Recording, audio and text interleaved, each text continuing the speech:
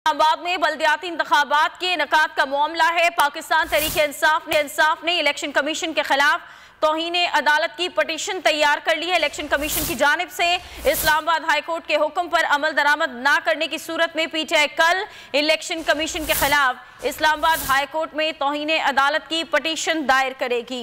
ये अहम खबर आप तक पहुंचा रहे हैं। इस्लामाबाद में बल्दियाती इंतखाबात के इनेकाद का मामला है और पाकिस्तान तहरीक-ए-इंसाफ ने इलेक्शन कमीशन के खिलाफ तौहीन अदालत की पटिशन तैयार कर ली। हमारे नुमाइंदे आली जान साथ मौजूद हैं, मजीद उनसे जानते हैं। जी बताइएगा, आपके पास क्या अपडेट्स हैं? बिल्कुल, कल बल्दियाती इंतखाबात के हवाले से इलेक्शन कमीशन तो ताहाल कोई फैसला नहीं कर पाई, लेकिन पाकिस्तान तहरीक-ए-इंसाफ की जानिब से हतमी फैसला कर लिया गया है। उनके वकला ने तौहीन अदालत की पटिशन तैयार कर ली है और हमारी बात हुई है अली नवाज अमान, जो सदर है पाकिस्तान तहरीक-ए-इंसाफ इस्लामाबाद के, काफ़ी एक्टिव भी रहे हैं।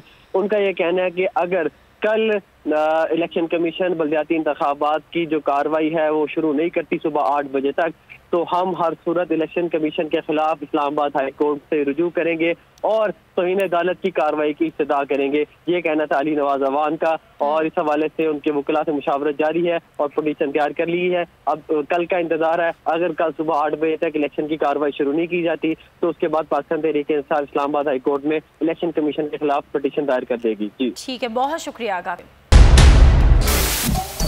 सबसे बड़े चैनल बोल न्यूज के एंकर मखदूम शहाबुद्दीन के प्रोग्राम अब बात होगी ने रेटिंग के तमाम रिकॉर्ड्स तोड़ दिए। मैं हूं मखदूम शहाबुद्दीन और आप देख रहे हैं अब बात होगी। 46% नाज़रीन ने बोल न्यूज को देखा।